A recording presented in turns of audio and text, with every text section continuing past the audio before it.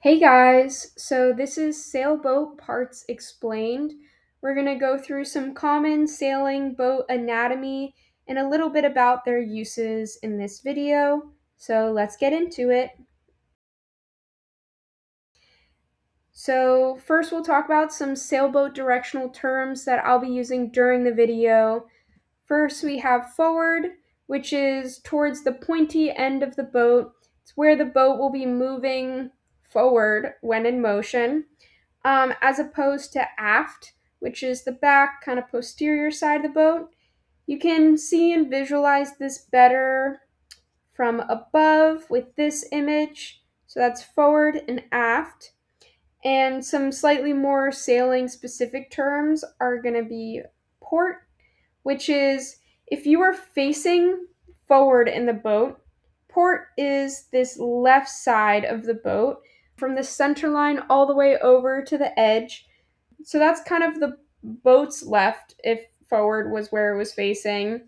I remember that because left has four letters and port has four letters, if you're still kind of getting used to remembering it. And then starboard is this more right side of the boat, but you'll try to use these terms instead of left and right just because left and rights get ambiguous. And so this is kind of easier. It's the boat's left or right, which is port is left of the boat and starboard. So, sailing boat parts now. So, this is the bow. That's the most forward part of the boat. It's that pointy edge or end of the boat that you can see here. It can have things like the bow handle, can be where you have your anchor and your general foredeck. And we'll get into all those things a little bit more as we keep going in this video, but basically that's your bow as opposed to your stern, which is the posterior or aft end of the boat. And that looks kind of like this. It'll have your rudder and tiller, and we'll also keep getting into that as the video goes on. Here's our boat in water. So now you can see this whole kind of exterior of the boat, everything below deck level, is what's called the hull. And the hull is kind of split up into two parts, which is based off above waterline and below waterline. So, first on the hull, everything above the waterline is called the freeboard, as opposed to everything below the waterline, which is the draft portion of the hull. That's everything below the waterline. And this measurement also includes the centerboard, which you can see here. Um, and the centerboard, which is also on the Flying Scot called a swing keel. This can be pulled up and down into the boat or down into the water to increase or decrease the draft. It's a very hardy board. It's a piece of plywood kind of coated in resin, and it weighs approximately 120 pounds. So it's pretty big, and its function is to prevent side slip or leeway, which is where the boats push downwind, especially on a close or beam reach. So basically, the freeboard itself can catch the wind and push you downwind. The draft and centerboard kind of keep you more down into the water and let you navigate a little bit better. We'll keep going over that, but then we also have our cockpit. The cockpit is kind of the whole inner area of your boat. In this area is where your helmsman and crewmen all are. All the passengers on the boat basically sit in the cockpit, and a lot of your controls will all be there. So here's more cockpit details. So you can kind of see in this video the blade going down, that's your centerboard, and it kind of shows how it can go up into the boat or down, and you'll control that. The centerboard you control from your cockpit. That's a little bit more of the cockpit. And here's again a little bit of a refresher on our points of sail, just so you can maybe visualize that why you might want a centerboard is so that on these reaches, the close and beam reach, where you might have the wind pressing into the sail a little and hitting your freeboard a little bit more, you'll use a bit more centerboard so you don't drift downwind. But overall, that's kind of more giving you a function of the centerboard. And here's a little bit more detail on your cockpit. You can see the centerboard from that and just the inside anatomy of your cockpit. And so to continue on, we're going to look at the tiller and the rudder. So the tiller it's kind of like a wooden stick that goes all the way into the cockpit, and it's used for steering. And when you push it, you'll change the direction that the rudder is going into. The helmsman is usually who handles both the tiller and the main sheet, which we'll get into later. But so they'll control this tiller. This is the rudder down in the water, where now it can control what direction our boat's going in. So when we push the tiller to the left, the bow will turn right or starboard. And when we push the tiller to the right, the bow will turn to port. And that takes some practice when you're getting into sailing, but this is kind of how that mechanism works with the tiller and the rudder. And you can see a little bit better here the tiller that goes all the way out over into the cockpit from the rudder, and the rudder down below the boat. It's overall what it looks like. All right. And then another piece is the anchor, which it lowers in and keeps your vessel somewhat stationary. Whenever you're anchoring, you want to plan for falling or rising tides. Most people actually do know what an anchor is on a sailboat, so it's basically your heavy spade that you'll lower down into the ground to keep your boat stationary. All right, so this is our mast, which is the biggest metal spar on your boat. It vertically stands up in your boat and it holds up your sails. This is a mast float, which you can add to the top of your mast. It's also called a turtle preventer, and it prevents the boat from completely inverting or turtling during a capsize, which is basically when the mast points straight down to the seabed, and it's very difficult to right the boat or flip it back over after that. So this turtle preventer prevents the whole boat from flipping fully over and makes it easier to flip back up in the case of a capsize. And this is your headstay, which is a stainless steel wire that connects the mast to the deck. It connects it to a deck plate at the bow, and this stabilizes the mast. It stabilizes the mast along with your shrouds or side stays. All of these are stainless steel wires that keep the mast from moving backwards or laterally. You'll have a shroud on either side, so you'll have a port shroud and a starboard shroud. So one on either side of the boat. And here's our mast. And now we can see our boom, which is a horizontal spar that stretches your mainsail out. And we'll go more into depth about that. But that's our boom. And our boom is what's on what's called a gooseneck, which is a swiveling connection between the mast and the boom.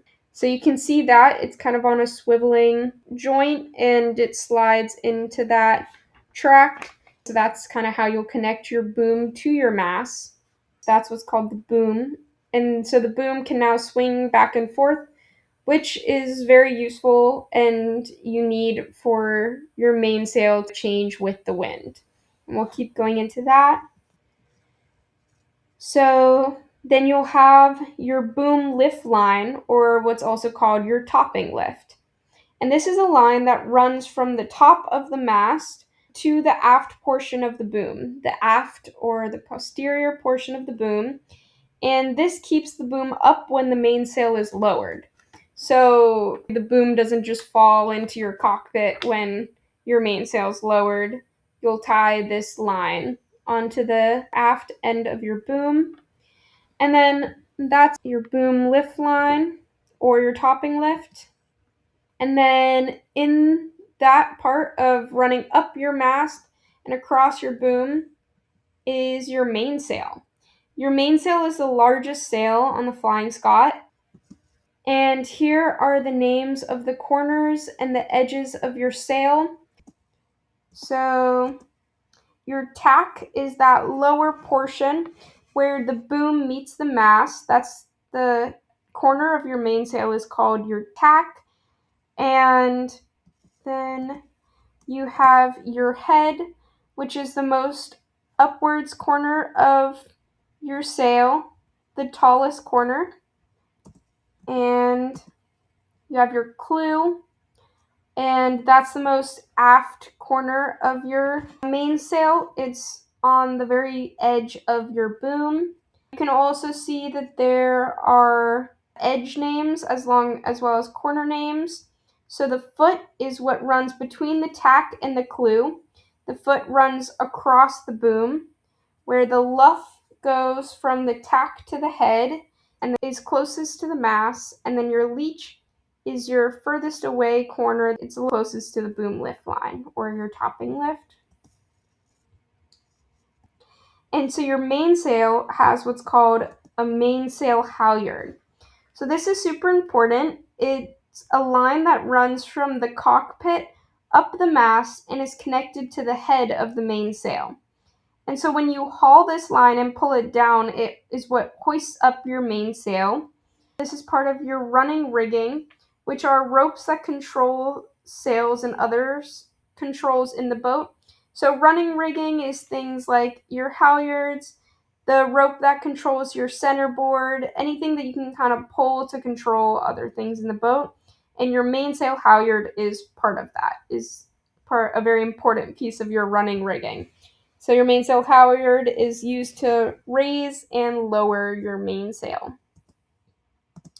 These are battens, which are semi-flexible, lightweight pieces that fit inside pockets of your mainsail.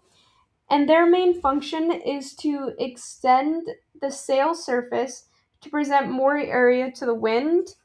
This is kind of more in detail of what a batten looks like. You can see they're kind of pieces inside the sail that give the sail more surface and wind. And then you'll have your first reef level, which is where when you pull that down, 25% of your mainsail is reduced. And then your second reef level is when you pull that down, 50% of your mainsail level is reduced. So to understand this better, you can look at this. So this is a full sail. You'll see the first reef is when just 25% of the sail is reduced, and second reef, half of your sail surface area is reduced. You would do this in the case of a storm or really high winds where you just want less sail surface area so that you'll have less wind and a little bit less power in cases where it's way too much. So that's where your reef lines are and their uses. And then you also have these lazy jacks, which are webs of lines that run and they form a nest for the mainsail to sit in on top of the boom when it's lowered and you're out sailing. And when you lower your mainsail, you should strap it up with sail ties so it doesn't blow. But this is kind of an image that shows your lazy jacks. So you'll have two sets on either side of the boom, and they form this nest for your mainsail to go into. So this is what's called your main sheet. And that's another important piece of running rigging. So those lines that run in your boat, and these run through a deck cam cleat is what it's called. It's a cleat that you can lock the rope into, and it goes from that cam cleat up the boom, and it's kind of like the accelerator on a car. So when you do what's called sheeting in, where you pull the main sheet more taut and you haul the boom closer to the center line of your boat, When the wind is coming across the center line, power increases, and likewise the opposite when you ease the main sheet and give it slack, and the boom will kind of blow down with the wind more and catch a little bit less wind, the boat will slow. So this main sheet is controlled by the helmsman along with the tiller that we were talking about. So it kind of controls the position of the boom in the boat. And this is the boom vang. It's basically a pair of double pulleys that keep the boat from rising vertically in heavy winds and bouncing around. So it keeps the boom down and keeps it from bouncing and essentially breaking. So you can see that's the boom vang setup is that blue line. And that's run around and then it's tied down so that your boom is vertically stable and pulled down. You can see these better in this image. There is our main sheet, which is controlled by the helmsman who's holding the tiller in this image. And there is our boom vang. All right, and now we're on to our jib sail.